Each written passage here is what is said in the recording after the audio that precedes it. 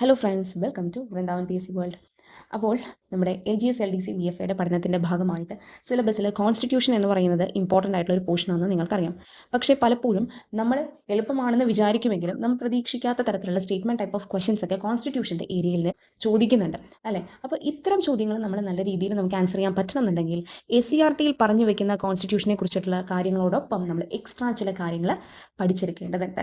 So അത് refer ചെയ്ത് നിങ്ങൾ പഠിക്കുന്നതായിരിക്കും നല്ലത്. ഒരു പക്ഷേ നിങ്ങൾക്കത് പ്രതീക്ഷിച്ച രീതിയിൽ നിങ്ങൾക്ക് നല്ല രീതിയിൽ പഠിക്കാൻ സാധിക്കുന്നില്ല എങ്കിൽ നിങ്ങൾക്ക് എൻ്റെ SCERT ക്ലാസ്സിൽ ജോയിൻ ചെയ്യാം. ഇത് ഞാൻ നിങ്ങൾക്ക് ജസ്റ്റ് സാമ്പിൾ പോലെ കാണിക്കുന്നതാണ്. 7th സ്റ്റാൻഡേർഡിൽ ഒരു കോൺസ്റ്റിറ്റ്യൂഷൻ്റെ ചാപ്റ്റർ എടുത്തിട്ട് നമുക്ക് ഇനിയും അങ്ങോട്ട് തുടർന്നുള്ള ക്ലാസ്സുകളിൽ, അതായത് 5 തൊട്ട് 10 വരെയുള്ള സോഷ്യലിൻ്റെ ഓരോ ഭാഗത്തും നമുക്ക് ഈ കോൺസ്റ്റിറ്റ്യൂഷൻ്റെ ഓരോ ഘട്ടങ്ങളായിട്ട് കാണാൻ സാധിക്കും. So when you are studying constitution, എന്താണ്, നിങ്ങൾ അത്രത്തോളം അറ്റ്മോസ്റ്റ് കെയർഫുൾ ആയിട്ട് വേണം പഠിക്കാൻ. നമ്മൾ മനസ്സിലാക്കി എടുക്കുന്നത് വളരെയധികം ഒരു എന്താ പറയുക, ഇൻട്രസ്റ്റിംഗ് ആയിട്ട് നമ്മളുടെ രാജ്യത്തെ ഭരണഘടനയെ സംബന്ധിച്ചിട്ടുള്ള കാര്യമാണെന്ന് മനസ്സിലാക്കിക്കൊണ്ടാണ് എങ്കിൽ അതിൽ ഇങ്ങനത്തെ കാര്യങ്ങളുണ്ട് എന്നാണെങ്കിൽ നമുക്ക് നല്ല രീതിയിൽ തന്നെ പഠിക്കാൻ പറ്റും. സോ കോൺസ്റ്റിറ്റ്യൂഷനിൽ നിങ്ങൾ പഠിക്കേണ്ട ഒരു രീതി, എൻ്റേതായ ഒരു രീതി ഞാൻ പറഞ്ഞുതരാം കേട്ടോ. സോ നിങ്ങൾക്ക് ഉപകാരപ്പെടുമെന്ന് വിചാരിക്കുന്നു. നിങ്ങൾക്ക് ഈ ക്ലാസ് ഹെൽപ്ഫുൾ ആകുന്നുണ്ടെങ്കിൽ നിങ്ങൾ തീർച്ചയായിട്ടും കമൻറ്റ് ചെയ്യണം, ലൈക്ക് ചെയ്യണം ആൻഡ് ഷെയർ ചെയ്യണം. ആൻഡ് നിങ്ങൾക്ക് ഇതുപോലുള്ള classes complete SCERT, social, science എല്ലാം കംപ്ലീറ്റ് കിട്ടാൻ വിത്ത് എക്സ്ട്രാ ഫാക്ട്സ് ഇന്ന് ഈ ഒരു ചാപ്റ്ററിൽ പറഞ്ഞു വെക്കുന്നതോടൊപ്പം വേറെ എക്സ്ട്രാ കാര്യങ്ങളും കൂടി നിങ്ങൾക്ക് ആവശ്യമുണ്ട് എങ്കിൽ തീർച്ചയായിട്ടും നിങ്ങൾ എൻ്റെ ടെലിഗ്രാം ചാനലിൽ ജോയിൻ ചെയ്യാം. എൻ്റെ ടെലിഗ്രാം ചാനലിൻ്റെ നെയിം വൃന്ദാവൻ PSC വേൾഡ് എന്ന് തന്നെയാണ്. ജസ്റ്റ് സെർച്ച് ചെയ്താൽ നിങ്ങൾക്ക് അതിൽ ജോയിൻ ചെയ്യാം. എനിക്ക് ഡയറക്റ്റ് മെസ്സേജ് ചെയ്താൽ SCERT ക്ലാസ്സസിനെ സംബന്ധിച്ചിട്ടുള്ള കോഴ്സിനെ കുറിച്ചും മറ്റും പറയാം. ഓക്കെ, അപ്പോൾ നമുക്ക് പാഠഭാഗത്തോട്ട് കിടക്കാം. ആദ്യം ഇവിടെ പറഞ്ഞു വെക്കുന്നത് മഹാത്മാഗാന്ധിയുടെ യങ് ഇന്ത്യ എന്ന് പറയുന്ന അദ്ദേഹത്തിൻ്റെ ഒരു പ്രസിദ്ധീകരണം 1931 പ്രസിദ്ധീകരണത്തിൽ നിന്നുള്ള വാചകങ്ങളാണ്. അപ്പോൾ ഇത് പറയുന്നതോടൊപ്പം മഹാത്മാഗാന്ധിയുടെ പ്രസിദ്ധമായ അല്ലെങ്കിൽ ഫേമസ് ആയിട്ടുള്ള പ്രസിദ്ധീകരണങ്ങൾ എന്തൊക്കെയാണ് എന്നുള്ളതും കൂടെ നിങ്ങൾ മനസ്സിലാക്കണം. ആദ്യം നമുക്ക് ഈ ഒരു കൊട്ടേഷൻ നോക്കിയിട്ട് അത് നോക്കാം. എല്ലാ പ്രതിസന്ധികളിൽ നിന്നും രക്ഷാകർതൃത്വത്തിൽ നിന്നും ഇന്ത്യയെ മോചിപ്പിക്കുന്ന ഒരു ഭരണഘടനയ്ക്കായി ഞാൻ പരിശ്രമിക്കും. ഏറ്റവും ദരിദ്രരായ മനുഷ്യർക്ക് രാജ്യത്തെ രൂപപ്പെടുത്തുന്നതിൽ കാര്യക്ഷമമായ ശബ്ദമുണ്ടാകുകയും രാജ്യം അവരുടേതാണെന്ന് അവർക്ക് തോന്നുകയും വേണം. ഉച്ചനീചത്വങ്ങളില്ലാതെ എല്ലാ സമുദായക്കാരും തികഞ്ഞ സൗഹാർദ്ദത്തോടെ ജീവിക്കുന്ന ഇന്ത്യക്കായാണ് എൻ്റെ പരിശ്രമം. തൊട്ടുകൂടായ്മയുടെയും ലഹരി വസ്തുക്കളുടെയും ശാപമില്ലാത്ത ഇന്ത്യ, പുരുഷന്മാരുടെ അവകാശങ്ങൾ അതേപോലെ സ്ത്രീകൾക്കും അനുഭവിക്കാനാകുന്ന ഇന്ത്യ. സോ ഇന്ത്യയെക്കുറിച്ചുള്ള അദ്ദേഹത്തിൻ്റെ കാഴ്ചപ്പാടാണ് ഈ വാചകങ്ങളിലൂടെ നമുക്ക് മനസ്സിലാകുന്നത് അല്ലേ. അപ്പോൾ നമ്മൾ പറഞ്ഞു ഇത് യങ് ഇന്ത്യയിൽ നിന്നുള്ളതാണ് എന്നുള്ളത്. ഇനി അദ്ദേഹത്തിൻ്റെ മറ്റ് പ്രസിദ്ധമായ പ്രസിദ്ധീകരണങ്ങൾ നിങ്ങൾക്കറിയാവുന്നതൊക്കെ തന്നെയുണ്ട്. ഒന്ന് ഹരിജൻ, പിന്നെ Indian opinion, then Navajeevan. So ഇതൊക്കെ സ്ഥിരം ചോദ്യമാകുന്നതാണ്. അത് നമ്മൾ ഈ SCERT പാഠഭാഗത്തിലെ ഓരോ കാര്യങ്ങൾ പഠിക്കുന്നതോടൊപ്പം പഠിച്ചു പോയാൽ നിങ്ങൾക്ക് പഠനം കുറച്ചും കൂടെ നിങ്ങൾ SCERT കണ്ടന്റിൽ മാത്രം സ്പെസിഫിക് ആകാതെ നിങ്ങൾക്ക് അതിനോട് അസോസിയേറ്റ് ചെയ്തിട്ടുള്ള കാര്യങ്ങളും കൂടെ പഠിച്ചെടുക്കാൻ പറ്റും. ഓക്കെ, ദെൻ നമ്മളുടെ രാജ്യത്തെ ഭരണഘടനാ നിർമ്മാണത്തിലേക്ക് പോകുന്നതിന് മുൻപ് എന്തായിരുന്നു ഇന്ത്യയുടെ അവസ്ഥ? ഇൻ ദ സെൻസ് നമ്മൾ ഉദ്ദേശിക്കുന്നത് ആഫ്റ്റർ ഇൻഡിപെൻഡൻസിന് ശേഷമാണോ ഭരണഘടന എഴുതി തയ്യാറാക്കിയത്? നമുക്കറിയാം, ഇന്ത്യക്ക് വേണ്ടി ഒരു ഭരണഘടന നിർമ്മിക്കുന്നതിനായിട്ട് 1946 ഡിസംബർ 6 ഒരു ഭരണഘടനാ നിർമ്മാണ സഭ രൂപീകരിക്കപ്പെടുന്നുണ്ട് എന്നുള്ളത്. അതിൻ്റെ എല്ലാ കാര്യങ്ങളും നമ്മൾ എന്ത് ചെയ്യുന്നുണ്ട്, പഠിക്കുന്നുണ്ട്. അപ്പോൾ അത് പറയുന്നതിന് മുൻപ് ഭരണഘടന സ്വാതന്ത്ര്യ സമര സേനാനികളുടെ സ്വപ്നം എന്ന് പറയുന്ന ഈ ഒരു ഡിസ്ക്രിപ്ഷൻ നമ്മൾ നോക്കണം. ഇതിൽ പറഞ്ഞിട്ടുള്ള ഓരോ കാര്യത്തിൻ്റെയും ഇമ്പോർട്ടൻ്റ് ആയിട്ടുള്ള കാര്യങ്ങൾ നമ്മൾ എക്സ്ട്രാ കുറച്ച് കാര്യങ്ങളും കൂടെ ഇതിൻ്റെ കൂടെ പറയും, ശ്രദ്ധിക്കുക. ബ്രിട്ടീഷ് ആധിപത്യത്തിനെതിരെ ഉയർന്നു വന്ന ആദ്യത്തെ ബഹുജന സമരമായിരുന്നു 1857 ഒന്നാം സ്വാതന്ത്ര്യ സമരം. നമുക്കറിയാം, റിവോൾട്ട് ഓഫ് 1857. സൈനികർ, ഗോത്രവർഗ്ഗക്കാർ, രാജാക്കന്മാർ, പ്രഭുക്കന്മാർ, കർഷകർ തുടങ്ങി നിരവധി വിഭാഗങ്ങളാണ് സമരത്തിൽ പങ്കാളികളായത്. ജനങ്ങൾക്കിടയിൽ മതസൗഹാർദ്ദത്തിൽ ഊന്നിയുള്ള ദേശീയബോധം വളർത്തുന്നതിന് ഈ സമരം സഹായകമായി. ദേശീയബോധം ശക്തിപ്പെട്ടതോടെ വൈദേശിക ആധിപത്യത്തിനെതിരെ ഇന്ത്യയുടെ വിവിധ ഭാഗങ്ങളിൽ ധാരാളം പ്രാദേശിക സംഘടനകൾ രൂപപ്പെട്ടു. അപ്പോൾ ഒരു നാഷണലിസം എന്ന് പറയുന്ന ഒരു ഫീലിംഗ് അന്നത്തെ ഇന്ത്യൻ ജനങ്ങളുടെ ഉള്ളിൽ വന്നതിന് ശേഷം പല പ്രാദേശിക സംഘടനകൾ ഓരോ റീജിയണൽ ഏരിയാസിലായിട്ട് രൂപീകരിക്കപ്പെട്ടു. അതിലൊന്നാണ് ഇവിടെ പറഞ്ഞു വയ്ക്കുന്ന ഇന്ത്യൻ അസോസിയേഷൻ. ആദ്യം നമുക്ക് അതിനെക്കുറിച്ച് ആരാണ് ഇത് രൂപീകരിച്ചത്, ഏത് വർഷമാണ് എന്നുള്ളത് മാത്രം ഒന്ന് നോക്കിയാൽ മതി. കാരണം അത് വെച്ചിട്ടേ ചോദിക്കുകയുള്ളൂ. രൂപീകരിക്കപ്പെടുന്ന കാലഗണനക്രമം, ആരാണ് രൂപീകരിച്ചത്, ഇത്രയും കാര്യങ്ങൾ നമ്മൾ ഈ ഒരു ഭാഗത്ത് ശ്രദ്ധിക്കണം. അപ്പോൾ ആദ്യം നമ്മൾ പറഞ്ഞു വയ്ക്കുന്ന ഇന്ത്യൻ അസോസിയേഷൻ അല്ലെങ്കിൽ ഇന്ത്യൻ നാഷണൽ അസോസിയേഷൻ, ഇത് 1876 ഫോം ചെയ്യപ്പെടുന്നത്. ഓക്കെ, ആക്ച്വലി ഇത് എവിടെയാണ് ബേസിക്കലി ഫോം ചെയ്യപ്പെടുന്നതെന്ന് ചോദിച്ചു കഴിഞ്ഞാൽ കൽക്കട്ടയിലാണ് ഫോം ചെയ്യപ്പെടുന്നത്. ആരാണ് ഫോം ചെയ്യുന്നത് എന്ന് ചോദിച്ചു കഴിഞ്ഞാൽ സുരേന്ദ്രനാഥ് ബാനർജി. ഞാൻ ഷോർട്ട് ഫോമിൽ എഴുതുകയാണ് തൽക്കാലം. Surendranath Banerjee and Ananda Mohan boss. ഇപ്പോൾ തന്നെ ഇത് പഠിച്ചു പോയിക്കോണം, കാരണം ഇത് ഹിസ്റ്ററിയുടെ ലെവലിൽ ചോദിക്കാം. ഓക്കെ, ഇനി രണ്ടാമത് ഇവിടെ പറഞ്ഞു വയ്ക്കുന്ന സംഘടന അതേതാണ്? Madras native association. ഇത് നമ്മൾ അധികം ആരും ശ്രദ്ധിച്ചിട്ടില്ല, കേട്ടിട്ടുണ്ടാവില്ല. മദ്രാസ് നേറ്റീവ് അസോസിയേഷൻ ഇത് ഫോം ചെയ്യപ്പെടുന്നത് 2-ലാണ് 1852-ലാണ്. അപ്പോൾ ഇത് മദ്രാസ് പ്രസിഡൻസിയിലാണ് ബേസിക്കലി ഉണ്ടാകുന്നത്. അതുകൊണ്ടാണ് മദ്രാസ് നേറ്റീവ് അസോസിയേഷൻ എന്ന് ഫോം ചെയ്തത്. ഇത് ഫോം ചെയ്ത ആളുടെ പേരൊന്ന് ഓർത്ത് വെച്ചേക്കുക, Gajula Lakshmi Narasu Chetty. Gajula Lakshmi Narasu Chetty, Madras native association 1852. Okay, next Pune Sarvajanik Sabha. ഇത് നമുക്കറിയാം. പൂനെ സാർവജനിക് സഭ 1870 പേര് പോലെ തന്നെ പൂനെയിലാണ് ഫോം ചെയ്യപ്പെടുന്നത്. ഓക്കെ, ആരാണ് ഇതിൽ എസ്റ്റാബ്ലിഷ് ചെയ്യുന്നത്? മഹാദേവ് ഗോവിന്ദ റാനഡെ അഥവാ MG റാനഡെ ആൻഡ് സം അതേഴ്സും കൂടിയുണ്ട്. ഓക്കെ, കുറച്ച് പേരും കൂടിയുണ്ട്. പക്ഷേ നമ്മൾ കൂടുതലും MG റാനഡെ എന്നുള്ള രീതിയിൽ തന്നെയാണ് പറയാറുള്ളത്. അപ്പോൾ ഇത്രയും 3 അസോസിയേഷൻസ് നമ്മൾ കണ്ടു. അന്ന് ആ കാലഗണനക്രമം അനുസരിച്ച് പറയുകയാണെങ്കിൽ ആദ്യം ഫോം ചെയ്യപ്പെടുന്നത് മദ്രാസ് നേറ്റീവ് അസോസിയേഷനാണ് 1852-ലാണ് നമ്മൾ പറഞ്ഞത്. പിന്നെ നമ്മൾ പറഞ്ഞത് പൂനെ സാർവജനിക് സഭ 1870. മൂന്നാമത്തത് ഇന്ത്യൻ അസോസിയേഷൻ 1876. ഇത്രയും കാര്യങ്ങൾ ഇപ്പോൾ തന്നെ പഠിച്ചു പോയില്ലേ? ഓക്കെ, അടുത്ത എന്താണ് പറഞ്ഞിട്ടില്ലേ നോക്കാം. പ്രാദേശിക സ്വഭാവമുള്ള ഇത്തരം സംഘടനകളിൽ നിന്ന് വിഭിന്നമായി ദേശീയ തലത്തിൽ ഒരു സംഘടന ഉയർന്നു വന്നത് 1885 രൂപീകൃതമായ ഇന്ത്യൻ നാഷണൽ കോൺഗ്രസിലൂടെയാണ്. മറ്റേതൊക്കെ നമ്മൾ പറഞ്ഞത് എന്താണ് റീജിയണൽ വൈസ് ഉള്ളതാണെങ്കിൽ, ഇനി ഇത്തരം റീജിയണൽ വൈസിൽ ഒതുങ്ങി നിന്നിരുന്ന സംഘടനകളെക്കാൾ ഉപരി ദേശീയ തലത്തിൽ ഒറ്റക്കെട്ടായിട്ട് നമ്മുടെ നേഷന് മൊത്തമായിട്ട് ഒരു സംഘടന വരുന്നത് 1885 അത് ഇന്ത്യൻ നാഷണൽ കോൺഗ്രസിലൂടെയാണ്.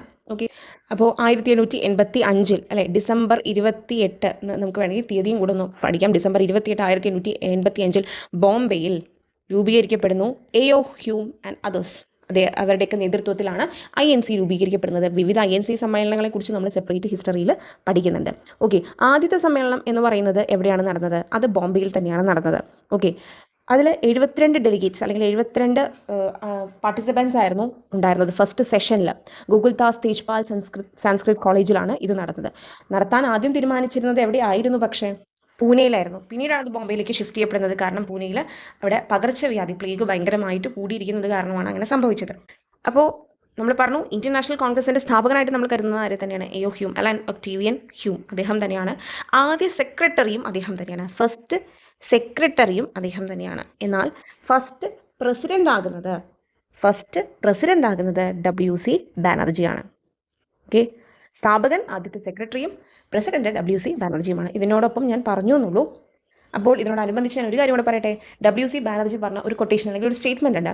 ഇന്ത്യയിലെ ഭരണ സംവിധാനം കുറേ കൂടി പരിഷ്കൃതമാക്കണമെന്നും നമ്മയും ഭരണത്തിൽ പങ്കാളികളാക്കണമെന്നും നാം ആഗ്രഹിക്കുന്നു എന്ന് അഭിപ്രായപ്പെട്ടത് ആരാണ് എന്നുള്ളൊരു ചോദ്യം സാധ്യതയുള്ളതാണ്. മുൻപ് എപ്പോഴോ കണ്ടിട്ടുണ്ട് ഇങ്ങനെ ഒരു ചോദ്യം. അപ്പോൾ ഇത് WC ബാനർജി പറഞ്ഞ വാക്കുകളാണ് എന്നുള്ളത് ഓർക്കുക. പിന്നീട് നമ്മൾ ഓരോ INC സമ്മേളനങ്ങൾ പഠിക്കുമ്പോഴും ഏറ്റവും ഇമ്പോർട്ടൻ്റ് ആയിട്ടുള്ള INC സമ്മേളനങ്ങൾ മാത്രം പഠിച്ചാൽ മതി, അല്ലാതെ എല്ലാം പഠിക്കേണ്ട ആവശ്യമില്ല. ഇത് പറഞ്ഞ കൂട്ടത്തിൽ ഒരു കാര്യം പറയട്ടെ. ആദ്യത്തെ ദക്ഷിണേന്ത്യൻ നഗരം ഏതാണ്? കോൺഗ്രസ് സമ്മേളനം നടന്ന ആദ്യത്തെ ദക്ഷിണേന്ത്യൻ നഗരം അത് മദ്രാസാണ്. 1887 നടക്കുന്നത് എന്നുള്ളതുകൂടി നിങ്ങളൊന്ന് മനസ്സിലാക്കുക. ആദ്യത്തെ സെഷൻ 1885 തന്നെയാണ് നടക്കുന്നത്. പിന്നത്തെ സെഷൻ നടക്കുന്നത് 86-ലും. മൂന്നാമത്തെ സെഷനാണ് 87. ആ മൂന്നാമത്തെ സെഷനിലാണ് മദ്രാസ് ചൂസ് ചെയ്യുന്നത്. ഓക്കെ, അപ്പോൾ അത്രയും കാര്യങ്ങൾ പഠിച്ചില്ലേ? ഇനി അതോടെ ദേശീയ തലത്തിൽ ബ്രിട്ടീഷ് വിരുദ്ധ പ്രക്ഷോഭങ്ങൾക്ക് ഒരു സംഘടിത മാനം കൈവന്നു. ഇന്ത്യയിലെ വിവിധ ജനവിഭാഗങ്ങളുടെ പ്രശ്നങ്ങൾ അധികാരികളുടെ ശ്രദ്ധയിൽപ്പെടുത്തുക, ജാതിമത പ്രാദേശിക ചിന്തകൾക്ക് അതീതമായി ജനങ്ങൾക്കിടയിൽ ദേശീയ ബോധം വളർത്തുക തുടങ്ങിയവയായിരുന്നു ഈ പ്രസ്ഥാനത്തിന്റെ പ്രധാന ലക്ഷ്യങ്ങൾ. ഇപ്പോൾ സ്ഥിരം ചോദിക്കുന്ന ഒരു ചോദ്യമാണതേ ഇവിടെ ഈ സെന്റൻസിൽ ഹിഡൻ ആയിട്ട് കിടക്കുന്നത് കേട്ടോ. നിങ്ങൾ മുൻപത്തെ ചോദ്യപേപ്പറുകൾ ചെയ്തിട്ടുണ്ടെങ്കിൽ നിങ്ങൾക്കത് മനസ്സിലാക്കാൻ പറ്റും. INCയുടെ തുടക്കത്തിലുള്ള ഒബ്ജക്റ്റീവ്സ്, ലക്ഷ്യങ്ങൾ എന്തൊക്കെയാണ് എന്നുള്ളൊരു ചോദ്യം സ്ഥിരം ചോദിക്കാറുണ്ട്. താഴെ തന്നിട്ടുള്ളവയിൽ ഏതാണെന്നുള്ള രീതിയിൽ. അപ്പോൾ അതാണ് ഇവിടെ കിടക്കുന്നത്. ഇന്ത്യയിലെ വിവിധ ജനവിഭാഗങ്ങളുടെ പ്രശ്നങ്ങൾ അധികാരികളുടെ ശ്രദ്ധയിൽപ്പെടുത്തുക. ഇതായിരുന്നു അവരുടെ ഒന്നാമത്തെ ലക്ഷ്യം. ഓക്കെ, രണ്ടാമത്തത് ജാതിമത പ്രാദേശിക ചിന്തകൾക്ക് അതീതമായി ജനങ്ങൾക്കിടയിൽ ദേശീയ ബോധം വളർത്തുക. ഇതും അവരുടെ അജണ്ടയിലുള്ളൊരു സംഭവമായിരുന്നു.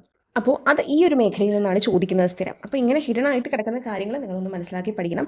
പിന്നെ ഓരോന്ന് പഠിക്കുമ്പോൾ ഞാൻ നേരത്തെ പറഞ്ഞ പോലത്തെ എക്സ്ട്രാ കാര്യങ്ങളും കൂടെ കയറ്റി പഠിക്കണം. അപ്പോൾ നിങ്ങൾ സ്വയം സെർച്ച് ചെയ്ത് പഠിക്കുമ്പോൾ നിങ്ങളത് റെഫർ ചെയ്യേണ്ടി വരും. ഓരോ ബുക്ക് എടുത്ത് തപ്പി എൻ്റെ ക്ലാസ്സിൽ ജോയിൻ ചെയ്യുകയാണെങ്കിൽ നിങ്ങൾക്ക് ഓൾറെഡി ഞാൻ റെഫർ ചെയ്തിട്ടാണ് ഇത് പറഞ്ഞു തരുന്നത്. അപ്പോൾ നിങ്ങൾക്ക് അത്രയും പണി കുറഞ്ഞു കിട്ടും, അത്രയും ടൈമും നിങ്ങൾക്ക് വേറെ ഇങ്ങനെ തപ്പി കണ്ടുപിടിക്കാൻ നിൽക്കേണ്ടി വരില്ല. ഓക്കെ, നിങ്ങളുടെ ഇഷ്ടം. നിങ്ങൾക്ക് ഇത് ഓക്കെ ആയിട്ട് തോന്നുന്നുണ്ടെങ്കിൽ ബാക്കിയുള്ള ചാപ്റ്റേഴ്സ് ഇതുപോലെ പഠിക്കണമെന്ന് ആഗ്രഹം ഉണ്ടെങ്കിൽ നിങ്ങൾക്ക് തീർച്ചയായിട്ടും ജോയിൻ ചെയ്യാം ടെലിഗ്രാം ചാനലിൽ. ഞാൻ ലിങ്കും ഡിസ്ക്രിപ്ഷൻ ബോക്സിൽ കൊടുക്കാം, അല്ലെങ്കിൽ വൃന്ദാവൻ PC വേൾഡ് എന്ന് പറയുന്ന ചാനൽ നെയിം ടൈപ്പ് ചെയ്താൽ മതി. സെർച്ച് ചെയ്ത് നിങ്ങൾ എനിക്ക് മെസ്സേജ് ചെയ്താൽ ഞാൻ ഇതിനെക്കുറിച്ച് പറയാം. ഓക്കെ, നെക്സ്റ്റ് എന്താണ് ഇവിടെ പറഞ്ഞിട്ടുള്ളത്? വിദേശ ഭരണം അവസാനിപ്പിക്കുക എന്നത് മാത്രമല്ല, മെച്ചപ്പെട്ട സാമൂഹിക രാഷ്ട്രീയ ജീവിതം ഓരോ ഇന്ത്യക്കാരനും ഉറപ്പാക്കുക എന്നതും സ്വാതന്ത്ര്യ സമര പ്രസ്ഥാനത്തിൻ്റെ പ്രധാന ലക്ഷ്യങ്ങളിൽ ഒന്നായിരുന്നു. സമരത്തിന്റെ ഓരോ ഘട്ടത്തിലും തീവ്ര ദേശീയവാദം ഉൾപ്പെടെ നേതൃത്വത്തിന് വ്യത്യസ്ത കാഴ്ചപ്പാടുകൾ ഉണ്ടായിരുന്നെങ്കിലും ചില അടിസ്ഥാന ആശയങ്ങളും മൂല്യങ്ങളും ഉയർത്തിപ്പിടിച്ചുകൊണ്ടായിരുന്നു ദേശീയ പ്രസ്ഥാനം മുന്നോട്ട് പോരുന്നത്. നമുക്കറിയാം ആ ഒരു സ്പ്ലിറ്റ് ശരിക്കും വരുന്നുണ്ട് അല്ലേ. Moderates, extremist. നമ്മൾ കൂടുതലും പറയുന്നത് എങ്ങനെയാണ്, മിതവാദികളും തീവ്ര ദേശീയവാദികളും. ആ ഒരു കാലഘട്ടം തന്നെയുണ്ട് അല്ലേ. ഇപ്പോൾ 1885 ഞാൻ ഇതിനോടൊപ്പം പറഞ്ഞു പോകണം. 1885 INC ഫോം ചെയ്തിട്ട് നമ്മൾ ഇങ്ങോട്ട് നോക്കുകയാണെങ്കിൽ ആ 85 മുതൽ 1905 വരെയുള്ള കാലഘട്ടം എന്ന് പറയുന്നത് മിതവാദി അഥവാ മോഡറേറ്റ്സിന്റെ പീരീഡാണ്. Okay, moderates. ഇനി ശേഷം 1905 മുതൽ 1919 വരെയുള്ള കാലഘട്ടം നമ്മൾ തീവ്ര ദേശീയവാദി കാലഘട്ടം, അതായത് എക്സ്ട്രീമിസ്റ്റ് പീരീഡ് എന്നാണ് പറയാം. പിന്നീട് ലാസ്റ്റുള്ള കാലഘട്ടം 1919 മുതൽ 1947 വരെയുള്ളത് ഗാന്ധിയൻ കാലഘട്ടം. ഈ വർഷം നിങ്ങൾ ശ്രദ്ധിച്ച് പഠിക്കണം, ചോദിക്കും. ഓക്കെ, അപ്പോൾ ഇതിനോടൊപ്പം ഞാൻ പറയാണ്, ഈ മോഡറേറ്റ്സിലും എക്സ്ട്രീമിസ്റ്റിലും ഫേമസ് ആയിട്ടുള്ളവരുടെ പേര് എപ്പോഴും ചോദിക്കാറുണ്ട് അല്ലേ.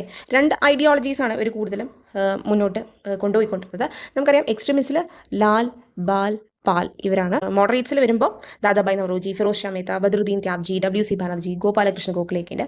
എക്സ്ട്രീമിസ്റ്റ് ബേസിക്കലി അറിഞ്ഞാൽ നിങ്ങൾക്ക് മോഡറേറ്റ്സിൻ്റെ തിരഞ്ഞെടുത്ത് പറയാൻ പറ്റും. ലാൽബാൽ പാൽ, ലാലാ ലജ്പത് റായ്, ബാലഗംഗാധര തിലക്, ബിപിൻ ചന്ദ്രപാൽ, ഇത്രയും പേരാണ് ഉണ്ടായിരുന്നത്. ഇനി ഈ തീവ്രദേശീയവാദം എന്തുകൊണ്ട് വന്നു? മിതവാദി എന്ന് പറയുന്ന ഒരു മോഡറേറ്റ്സിൻ്റെ ഒരു രീതികൾ എന്ന് പറയുന്നത് നിങ്ങൾക്കറിയാം, PPP മോഡൽ എന്നൊക്കെ പറയാറുണ്ട് അല്ലേ.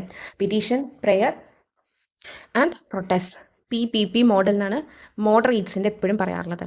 ഓക്കെ, അവർ പിറ്റീഷൻസ് ഇതാക്കും, പ്രെയർ ചെയ്യും, അതുപോലെ തന്നെ പ്രൊട്ടസ്റ്റ്. ഇതായിരുന്നു ആ ഒരു അവരുടെ ഒരു ഐഡിയോളജി എന്ന് പറയുന്നത്.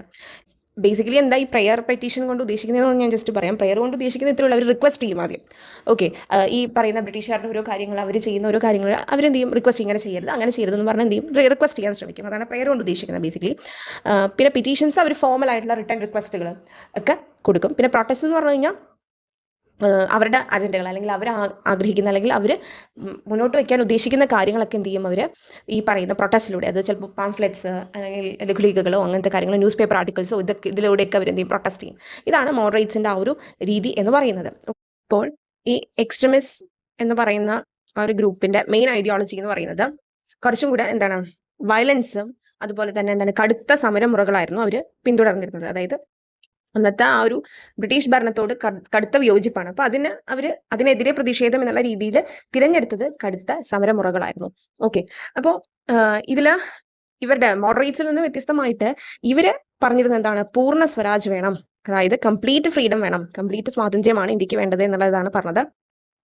എന്നാൽ മോഡറേറ്റ്സ് എങ്ങനെയാണ് പറഞ്ഞിരുന്നത്, ബ്രിട്ടീഷുകാരുടെ കീഴിലുള്ള ഒരു സ്വയംഭരണം എന്നുള്ള രീതിയിലായിരുന്നു മോഡറേറ്റ്സ് വാദിച്ചുകൊണ്ടിരുന്നത്. എക്സ്ട്രീമിസ്റ്റിന്റെ ഇതിൽ നമ്മൾ നോക്കുകയാണെങ്കിൽ കുറച്ചും കൂടെ താഴേക്കിടയിലുള്ള ജനങ്ങളുടെ ഇടയിലും ഇവർ പ്രവർത്തിക്കാൻ ശ്രമിച്ചിരുന്നു. അതായത് ഒരു ബഹുജന സമാഹരണം അഥവാ മാസ് മൊബിലൈസേഷൻ, താഴേക്കിടയിലുള്ള ജനങ്ങളെയും കൂടെ ഉൾപ്പെടുത്തിക്കൊണ്ടുള്ള പ്രവർത്തനങ്ങളാണ് ഇവർ ശ്രമിച്ചിരുന്നത് എന്നുള്ളതുണ്ട്. ഇതിന്റെ ഭാഗമായിട്ടാണ് നിങ്ങളിപ്പോൾ സ്വദേശി പ്രസ്ഥാനം, അതായത് എന്താണ് നമ്മുടെ അതായത് തനതായിട്ടുള്ള സ്വദേശി, അതായത് നമ്മുടെ ദേശത്ത് ഉൽപ്പാദിപ്പിക്കുന്ന സംഭവങ്ങൾ കൂടുതൽ പ്രൊമോട്ട് ചെയ്യാം, ബ്രിട്ടീഷുകാരുടെ ഉൽപ്പന്നങ്ങളും മറ്റു കാര്യങ്ങളും ബോയ്ക്കോട്ട് ചെയ്യാം, വേറെയും കടുത്ത സമരമുറകൾ, ഇതൊക്കെ എക്സ്ട്രീമിസ്റ്റ് പിന്തുടർന്നുകൊണ്ടിരുന്ന സംഭവങ്ങളാണ്. ഓക്കെ, പിന്നെ നമുക്ക് ഉദാഹരണമായിട്ട് പറയാൻ പറ്റുന്നത് ജനകീയ പങ്കാളിത്തം ഉറപ്പാക്കാൻ വേണ്ടിയിട്ട് ഇവർ എന്താണ് ഗണേശോത്സവം അങ്ങനത്തെ സംഭവങ്ങളൊക്കെ കൂടുതലും വളരെയധികം ഉപയോഗപ്പെടുത്തിയിരുന്നു. അതിലേക്ക് ഇങ്ങനെ സാധാരണക്കാരെ ഉൾക്കൊള്ളിക്കാം എന്നുള്ള രീതിയിൽ. ഓക്കെ, അപ്പോൾ 1907 സൂററ്റ് പിളർപ്പിനെ തുടർന്നിട്ടാണ് ഈ പറയുന്ന സ്പ്ലിറ്റ്, മോഡറേറ്റ്സ് എക്സ്ട്രീമിസ്റ്റ് എന്നുള്ള രീതിയിൽ INC ഈ ഒരു സ്പ്ലിറ്റ് നടക്കുന്നത്. പിന്നീട് ഇവർ ഒത്തുചേരുന്നത് 1916 ഓക്കെ, ലക്നൗ സമ്മേളനത്തിൽ. ഇതും ചോദിക്കാറുണ്ട്, ഈ വർഷവും ചോദിക്കാറുണ്ട്. പിന്നീടാണ് നമ്മൾ പറയുന്ന 1920 മുതൽ മഹാത്മാഗാന്ധിയുടെ നേതൃത്വത്തിൽ ഒരുമിച്ച് പിന്നെ എന്താണ് ഈ പറയുന്ന രീതിയിൽ ഗാന്ധിയൻ കാലഘട്ടം തുടങ്ങുന്നത്. ഓക്കെ, ഇനി തീവ്രദേശീയവാദികൾ എന്ന് പറയുന്ന ആ ഒരു വിഭാഗം വളരാൻ തന്നെ കാരണമായിട്ടുള്ള ഘടകങ്ങൾ, ഇത് എപ്പോഴും ചോദിക്കുന്ന ഒരു കാര്യമാണ്. എക്സ്ട്രീമിസ്റ്റിൻ്റെ വളർച്ചയ്ക്ക് സഹായകമായ കാര്യങ്ങൾ എന്തൊക്കെയായിരുന്നു? ഇത് ഇമ്പോർട്ടൻ്റ് ആണ്, പ്രീവിയസ് ഇയർ ക്വസ്റ്റ്യനാണ്. ഓക്കെ, എന്തായിരുന്നു എന്നറിയോ? ഒന്നാമത്തത്, ബ്രിട്ടീഷ് ഭരണത്തിൻ്റെ യഥാർത്ഥ ചൂഷണ സ്വഭാവം തിരിച്ചറിഞ്ഞു. ഓക്കെ, ഈ എക്സ്ട്രീമിസ്റ്റ് വളരാൻ കാരണം ഒന്ന്, ബ്രിട്ടീഷുകാരുടെ യഥാർത്ഥ ഉദ്ദേശം എന്താണ്, എക്സ്പ്ലോയിറ്റിംഗ് നേച്ചർ ആണ് അവരുടെ എന്നുള്ളത് മനസ്സിലാക്കിയത് കൊണ്ടാണ് ഈ ഒരു വിഭാഗം വളരാനുണ്ടായ ഒരു കാരണം. രണ്ടാമത്തെ കാരണം എന്ന് പറയുന്നത്, ബ്രിട്ടീഷ് ഭരണം കാരണം ഇന്ത്യൻ സാമ്പത്തിക സ്ഥിതി തന്നെ തകർന്നു. നമ്മൾ ദാദാഭായ് നവറോജിയുടെ ഡ്രെയിൻ ഓഫ് വെൽത്ത് തന്നെ പറയുന്നുണ്ട്. മൂന്നാമത്തത്, അന്താരാഷ്ട്ര സാമൂഹിക രാഷ്ട്രീയ പരിവർത്തനങ്ങളുടെ സ്വാധീനം. അതായത് ഈ ടൈമിൽ മറ്റുള്ള ഓരോ രാജ്യത്തും ഈ പറയുന്ന രീതിയിലുണ്ടാകുന്ന പ്രശ്നങ്ങൾ ഇവർ മുന്നോട്ട് വയ്ക്കുന്ന അല്ലെങ്കിൽ ബ്രിട്ടീഷുകാരുടെ കോളനീസിൽ തന്നെ നടത്തുന്ന പല കാര്യങ്ങൾ അവിടുത്തെ റവല്യൂഷണറീസ് അല്ലെങ്കിൽ എന്താ പറയുക അവിടുത്തെ ജനങ്ങൾ അതിനെതിരെ പ്രവർത്തിക്കുന്ന കാര്യങ്ങൾ അവിടുത്തെ സംഘടനകൾ ചെയ്യുന്ന കാര്യങ്ങൾ ഇതൊക്കെ ഇൻഫ്ലുവൻസ് ചെയ്തിട്ടുണ്ട്. അപ്പോൾ ഈ 3 ഫാക്ടേഴ്സ് വെച്ചിട്ട് തന്നെ എന്ത് ചെയ്തിട്ടുണ്ട്, അങ്ങനെ തന്നെ എടുത്ത് സ്റ്റേറ്റ്മെൻ്റ് ആയിട്ട് തന്നിട്ട് താഴെ തന്നിട്ടുള്ളവയിൽ ഏതാണെന്ന് ചോദിച്ചിട്ടുണ്ട്. അതുകൊണ്ടാണ് ഞാനിത് എടുത്ത് പറയുന്നത്. ഇതിനോടൊപ്പം നിങ്ങൾ ഇതും കൂടെ പഠിച്ചു പോയാൽ കോൺസ്റ്റിറ്റ്യൂഷനും ഹിസ്റ്ററിയും നിങ്ങൾക്ക് ഒരുപോലെ സെറ്റാകും. ഓക്കെ, സോ ഇങ്ങനെ പഠിക്കുന്നതാണ് കുറച്ചും കൂടെ ബെറ്റർ. നിങ്ങൾക്ക് സ്പ്ലിറ്റ് ചെയ്ത് അങ്ങനെ ഓരോന്നും നോക്കേണ്ടി വരില്ല. ഇത് പഠിക്കുമ്പോൾ നിങ്ങളുടെ മൈൻഡിൽ നിൽക്കും ഒരു കഥ പോലെ ഇമ്പോർട്ടൻ്റ് ആയിട്ടുള്ള കാര്യങ്ങൾ. സോ ഇത് 3 ഓർക്കുക. ഗാന്ധിജിയുടെ വരവോടുകൂടിയാണ് സ്വാതന്ത്ര്യ സമര പ്രസ്ഥാനത്തിന് ബഹുജന സ്വഭാവം കൈവന്നത്. ഗാന്ധിജിയുടെ സ്വാധീനം സാമൂഹിക നീതിയിൽ അധിഷ്ഠിതമായ ജനാധിപത്യം എന്ന ആവശ്യം ശക്തമാക്കി. ദേശീയ പ്രസ്ഥാനം മുന്നോട്ട് വെച്ച സ്വാതന്ത്ര്യം, സാമൂഹിക നീതിയിൽ അധിഷ്ഠിതമായ സമത്വം, സാഹോദര്യം, മതസൗഹാർദ്ദം എന്നീ ആശയങ്ങളും മൂല്യങ്ങളുമാണ് നമ്മുടെ ഭരണഘടനയുടെ അടിത്തറയാകേണ്ടത് എന്ന് നേതാക്കൾ ആഗ്രഹിച്ചു. ഈ കാഴ്ചപ്പാടുകളാണ് നമ്മുടെ ഭരണഘടനാ നിർമ്മാണത്തെ സ്വാധീനിച്ചത്. ഇനിയാണ് നമ്മൾ ഭരണഘടനാ നിർമ്മാണത്തെ സംബന്ധിച്ചിട്ടുള്ള കാര്യങ്ങൾ പറയുന്നത്. ഓക്കെ, 1947 ഇന്ത്യ ഇൻഡിപെൻഡൻറ്റ് ആകുന്നതിന് ശേഷം നമുക്കറിയാം 46 കോൺസ്റ്റിറ്റ്യൂവൻ്റ് അസംബ്ലി ഫോം ചെയ്യുന്നത്. കൃത്യം 2 വർഷം 11 മാസം 17 ദിവസം എന്നുള്ളത് എന്താണ് പറയാറുണ്ട് ഭരണഘടനാ നിർമ്മാണത്തിന് വേണ്ടി എടുത്തിട്ടുള്ള ദിവസങ്ങളായിട്ട്. ഓക്കെ, അപ്പോൾ ഇത്രയും സമയമെടുത്ത് നമ്മൾ രൂപീകരിച്ച് 1950 ജനുവരി 26 പക്ഷേ constitution came into effect എക്സിസ്റ്റൻസിൽ വരുന്നത് ഈ പറയുന്ന തീയതിക്കാണ്, 1950 ജനുവരി 26. ഭരണഘടനാ നിർമ്മാണ സഭ ഭരണഘടന അംഗീകരിക്കുന്നത് 1949 നവംബർ 26 എന്നുള്ളത് നമുക്കറിയാം. ഭരണഘടനാ ദിവസമായിട്ട് പറയുന്ന ഡേറ്റ് ആണ് ഇത്, നവംബർ 26 എന്ന് പറയുന്നത് അല്ലെ. ആൻഡ് നാഷണൽ ലോ ഡേ ആയിട്ടൊക്കെ നവംബർ 26 കരുതുന്നത്. ഈ ഡേറ്റിന് അഡോപ്റ്റ് ചെയ്തിട്ടും 1950 ജനുവരി 26 എന്ത് ചെയ്യുന്നത്, ഇത് കെയിം ഇൻ ടു എഫക്റ്റ് നിലവിൽ വരുന്നത്. അതുവരെ സ്വാതന്ത്ര്യത്തിന് ശേഷം അല്ലെങ്കിൽ സ്വാതന്ത്ര്യം തൊട്ട് 47 തൊട്ട് ഈ പറയുന്ന കാലയളവ് വരെ എന്തായിരുന്നു ഇന്ത്യയുടെ നിയമം അല്ലെങ്കിൽ ഇന്ത്യ മുന്നോട്ട് കൊണ്ടുപോയിരുന്നത് എന്തിൻ്റെ അടിസ്ഥാനത്തിലായിരുന്നു, അതാണ് ഇവിടെ പറഞ്ഞു വയ്ക്കുന്നത്. ബ്രിട്ടീഷുകാർ 1935 പാസാക്കിയ ഗവൺമെൻറ് ഓഫ് ഇന്ത്യ ആക്ട് എന്ന നിയമസംഹിതയാണ് റിപ്പബ്ലിക്കായിട്ട് മാറും വരെ നമ്മുടെ രാജ്യം പിന്തുടർന്നത്. നമ്മുടെ ഭരണഘടനയുടെ പല ആശയങ്ങളും വ്യവസ്ഥകളും ഈ നിയമത്തിൽ നിന്ന് എടുത്തിട്ടുണ്ട്. ഗവൺമെൻറ് ഓഫ് ഇന്ത്യ ആക്ട് 1935 നിന്ന് കുറേയധികം കാര്യങ്ങളും എന്ത് ചെയ്തിട്ടുണ്ട്, നമ്മളുടെ അതായത് അന്ന് ഫോം ചെയ്ത കോൺസ്റ്റിറ്റ്യൂഷൻ സ്റ്റിൽ നമ്മൾ ഫോളോ ചെയ്യുന്ന കോൺസ്റ്റിറ്റ്യൂഷനിൽ അഡോപ്റ്റ് ചെയ്തിട്ടുണ്ട്. അപ്പോൾ എന്തൊക്കെയായിരുന്നു ഗവൺമെൻറ് ഓഫ് ഇന്ത്യ ആക്ട് 1935 പ്രത്യേകതകൾ എന്നുള്ളത് ഇതിൽ പറഞ്ഞിട്ടുള്ളത് കൂടാതെയുള്ളത് നമ്മൾ പഠിക്കണം. അപ്പോൾ ഇത് പഠിക്കുമ്പോൾ നിങ്ങൾ മനസ്സിലാക്കേണ്ട ഒരു കാര്യം, ബ്രിട്ടീഷുകാർ ഇന്ത്യയിലെ ജനങ്ങൾക്ക് വേണ്ടി എന്നുള്ള ആ ഒരു പേരിൽ അല്ലെങ്കിൽ ഇന്ത്യയിലെ അവരുടെ ആ ഒരു ആദ്യം ഈ ഇംഗ്ലീഷ് ഈസ്റ്റ് ഇന്ത്യ കമ്പനി ആയിട്ടാണല്ലോ വരുന്നത്. ഈ കമ്പനി അവിടുത്തെ അഡ്മിനിസ്ട്രേഷൻ ആൻഡ് അതൊക്കെ കയ്യേറിയപ്പോൾ ആ ഇന്ത്യക്ക് അല്ലെങ്കിൽ ഇന്ത്യയിൽ അവർ നിലനിൽക്കുന്നിടത്തോളം അവർ ഇന്ത്യക്ക് വേണ്ടി ഉണ്ടാക്കിയ കുറച്ച് നിയമങ്ങളാണ് വരുന്നത്. അതിൽ 2 കാറ്റഗറൈസേഷൻ ആയിട്ടാണ് നമ്മൾ പറയുക. ഒന്ന് കമ്പനി റൂള്. ഓക്കെ, ഈ കമ്പനി റൂൾ എന്ന് പറയുന്നത് 1773 മുതൽ 1858 വരെയാണ്. കാരണം ഈ ഒരു കാലഘട്ടത്തിൽ ഈ ഒരു കാലയളവിൽ എന്താണ് കമ്പനി ഇംഗ്ലീഷ് ഈസ്റ്റ് ഇന്ത്യ കമ്പനിയാണ് ഭരിക്കുന്നത്. ഓക്കെ, അല്ലാതെ എന്തല്ല ബ്രിട്ടീഷ് രാജ്ഞിയുടെ അല്ലെങ്കിൽ ബ്രിട്ടീഷിൻ്റെ മൊണാർക്കല്ല ഭരിക്കുന്നത്. അവിടെ company English east India company ഇവിടെ എന്തിനാണോ വന്നത് ആ ഒരു മൊണോപ്പൊളി ഇൻ ട്രേഡ് അല്ലേ, ഇന്ത്യയിലെ ആ ഒരു ട്രേഡിലുള്ള മൊണോപ്പൊളി കിട്ടാൻ വേണ്ടിയിട്ട് തന്നെയാണ് വരുന്നത്. പക്ഷെ പിന്നീട് അത് എന്താണ് ആ ഒരു അതിൽ നിന്നും മാറി കുറേ കാര്യങ്ങൾ അഡ്മിനിസ്ട്രേറ്റീവ് റിഫോംസും കൊണ്ടുവരുന്നുണ്ട്. അതായത് ഭരണപരമായിട്ടുള്ള കാര്യങ്ങളിലും അവർ ഇടപെടുന്നു. 1773 ഏറ്റവും ഇമ്പോർട്ടൻ്റ് ആയിട്ടുള്ള റെഗുലേറ്റിംഗ് ആക്ട് തൊട്ടാണ് നമ്മൾ സ്ഥിരമായിട്ട് നോക്കുന്നത്, നമുക്കറിയാം. ഓക്കെ, അപ്പോൾ നമുക്ക് 1857 റിവോൾട്ട് ഓഫ് 1857 നടന്നിട്ടുണ്ടെന്ന് അറിയാമല്ലോ, ഒന്നാം സ്വാതന്ത്ര്യ സമരം. അതിനുശേഷമാണ് ഇതിങ്ങനെ വിട്ടാൽ ശരിയാവില്ല എന്ന് മനസ്സിലാക്കിയിട്ട് എന്താണ് ബ്രിട്ടീഷ് രാജ്ഞി തന്നെ നേരിട്ട് എന്ത് ചെയ്യുന്നത്, ഇന്ത്യ ഇനി ബ്രിട്ടീഷ് രാജ്ഞിയുടെ അണ്ടറിലാണ് അല്ലെങ്കിൽ കൺട്രോളിലാണെന്നുള്ള രീതിയിൽ പറയുന്നത്. അങ്ങനെയാണ് ക്രൗൺ റൂൾ വരുന്നത്. ക്രൗൺ റൂള് എപ്പോൾ തൊട്ട് എപ്പോൾ വരെയാണ്, 1858 മുതൽ 1947 വരെയായിരുന്നു. ഈ ഒരു ടൈം ലൈനിൽ ക്രൗൺ റൂളിൻ്റെ അണ്ടറിൽ 1858 മുതൽ 1947 വരെ ഉള്ളതിൽ കുറേയധികം ആക്ടുകൾ എന്താണ് government of India act, Indian councils act എന്നുള്ള പേരിലൊക്കെ ഈ പറയുന്ന രീതിയിൽ എന്ത് ചെയ്യുന്നുണ്ട് ബ്രിട്ടീഷ് ക്രൗൺ അല്ലെങ്കിൽ പുറപ്പെടുവിക്കുന്നത്. ഗവൺമെൻറ് ഓഫ് ഇന്ത്യ ആക്ട് 1858 അതാണ് നമുക്കറിയാം എന്താണ് ക്വീൻസ് പ്രൊക്ലമേഷൻ എന്നറിയപ്പെടുന്ന 1858 ആ ഒരു പ്രൊക്ലമേഷനോടുകൂടി പറയുന്നു ഇനി ഇന്ത്യ എന്താണ് ഇംഗ്ലീഷ് ഈസ്റ്റ് ഇന്ത്യ കമ്പനിയുടെ അണ്ടറിലല്ല, അത് നേരെ ബ്രിട്ടീഷ് ക്രൗണിൻ്റെ അണ്ടറിലാണ്. അങ്ങനെ ഒരു ഇന്ത്യക്ക് ഒരു സെക്രട്ടറി ഓഫ് സ്റ്റേറ്റ് എന്ന് പറയുന്ന ഒരു ഓഫീസ് ഉണ്ടാക്കുന്നു. ഓക്കെ, എവിടെ ബ്രിട്ടനിലാണ് ഉണ്ടാക്കുന്നത് ആക്ച്വലി. ഓക്കെ, ഇന്ത്യയുടെ കാര്യങ്ങൾ നോക്കാൻ വേണ്ടിയിട്ട് അവിടെ ഉണ്ടാക്കുന്നു, അത്രയേ ഉള്ളൂ. ഈ പറയുന്ന government of India act 1858. Okay, അതിനുശേഷം വന്ന ഇന്ത്യൻ കൗൺസിൽസ് ആക്ട് എന്ന് പറഞ്ഞ ഒരു 3 ഉണ്ട്. പിന്നെ വരുന്ന Morley Minto reforms, Montagu Chelmsford reforms. ഇതിന് ശേഷമാണ് നമ്മൾ ഈ കാണുന്ന ഗവൺമെൻറ് ഓഫ് ഇന്ത്യ ആക്ട് 1935 വരുന്നത്. ഓക്കെ, അപ്പോൾ 1935 ഇതിന് മുൻപ് 1919 മൊണ്ടേഗു ഷെംസ്ഫോർഡ് റിഫോംസ് വരുന്നത്. മൊണ്ടേഗു ഷെംസ്ഫോർഡ് റിഫോംസിൽ പറഞ്ഞ പല കാര്യങ്ങളും ഇതിലൊന്ന് തിരുത്തിയിട്ടുണ്ട്.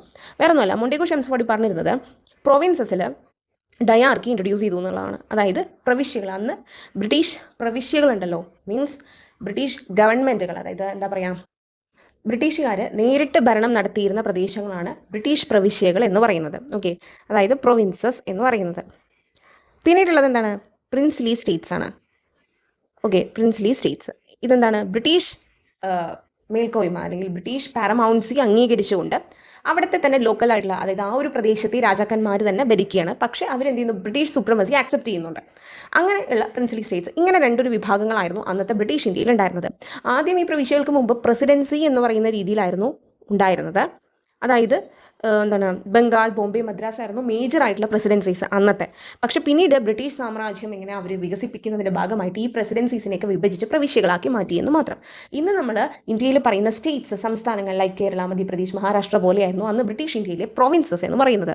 ഓക്കെ, ഈ പ്രൊവിൻസസിൻ്റെ ആ ഒരു ഭരണത്തലവൻ ആരായിരുന്നു എന്ന് ചോദിച്ചു കഴിഞ്ഞാൽ, വലിയ വലിയ പ്രൊവിൻസസ് ആണെങ്കിൽ അതിൻ്റെ ഭരണത്തലവൻ ഗവർണറും, ചെറിയ ചെറിയ പ്രൊവിൻസസിൻ്റെ ചീഫ് കമ്മീഷണേഴ്സും ആയിരിക്കും. ഓക്കെ, ഇത് ഞാനിവിടെ പറയുന്നതിൻ്റെ കാരണം, നമ്മൾ കോൺസ്റ്റിറ്റ്യൂൻ്റ് അസംബ്ലി പഠിക്കുമ്പോൾ ഈ ചീഫ് കമ്മീഷണർമാരുടെ പ്രവിശ്യകൾ, ഗവർണർമാരുടെ പ്രവിശ്യകൾ എന്ന് പറഞ്ഞ എണ്ണം സെപ്പറേറ്റ് പഠിക്കുന്നുണ്ട്. ഓക്കെ, അത് ഓർക്കാൻ വേണ്ടിയിട്ടാണ് ഞാനിതിവിടെ സെപ്പറേറ്റ് എന്താണ് ഇപ്പോൾ ഈ ഗവർണർമാർ ഭരിക്കുന്നത്, ചീഫ് കമ്മീഷണർമാർ ഭരിക്കുന്നത് എന്നൊരു കൺഫ്യൂഷൻ ഉണ്ടാവാതിരിക്കാനാണ് ഞാനിപ്പോൾ അത് പറഞ്ഞത്. ഓക്കെ, ഈ ഒരു പ്രൊവിൻസസ് ഉണ്ടല്ലോ, നമ്മൾ മൊണ്ടേഗു ഷെംസ്ഫോർഡ് റിഫോംസ് ആണ് പറഞ്ഞത് അല്ലേ. അപ്പോൾ അന്നത്തെ ഈ മൊണ്ടേഗു ഷെംസ്ഫോർഡ് 1919 റീഫോംസിൽ ബേസിക്കലി അവർ ഡയാർക്കി കൊണ്ടുവന്നു.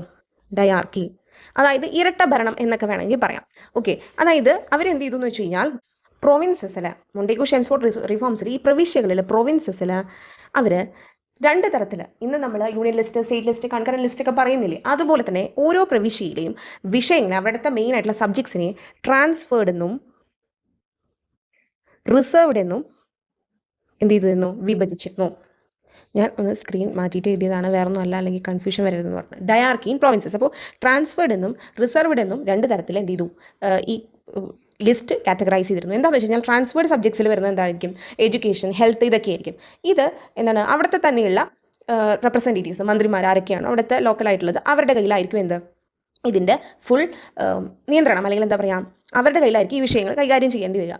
ഇനി റിസർവ്ഡ് സബ്ജക്ട്സ് എന്ന് പറഞ്ഞു കഴിഞ്ഞാൽ എന്താണ്? അവിടെ നിയമം, അതുപോലെ ക്രമസമാധാനം, ധനകാര്യം, റവന്യൂ, ഇതൊക്കെ സ്വാഭാവികമായിട്ട് എന്തായിരിക്കും? ബ്രിട്ടീഷുകാരുടെ മെയിൻ ആയിട്ടുള്ള മോട്ടീവ് റവന്യൂ ആയതുകൊണ്ട് ഇങ്ങനത്തെ കാര്യങ്ങളൊക്കെ എന്താണ്? അവിടുത്തെ ഗവർണറും അവരുടെ നേതൃത്വത്തിലുള്ള കൗൺസിലും നിയന്ത്രിക്കും. ഇതാണ് ഡയാർക്കി ഇൻ പ്രൊവിൻസസ് കൊണ്ട് അവർ ഉദ്ദേശിച്ചത്. രണ്ടാമത്തെ കാര്യം അവർ കൊണ്ടുവന്നിരുന്നത് ദ്വിമണ്ഡല സഭയാണ്, ബൈക്യാമറലിസം. ഇന്നത്തെ നമ്മളുടെ ലോക്സഭ, രാജ്യസഭ പോലെ തന്നെ അവിടെ കേന്ദ്രത്തിൽ, സെൻറ്ററിൽ എന്ത് ചെയ്തു?